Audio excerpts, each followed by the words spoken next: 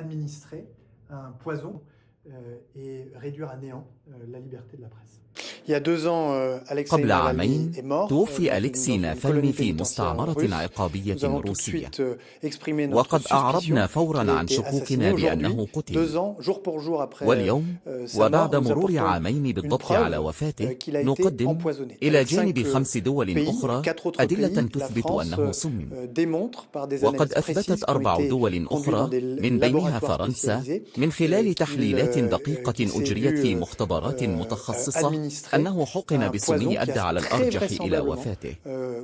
وهذا دليل قاطع رغم كل أكاذيب فلاديمير بوتين على مسؤوليته عن هذه الوفاة.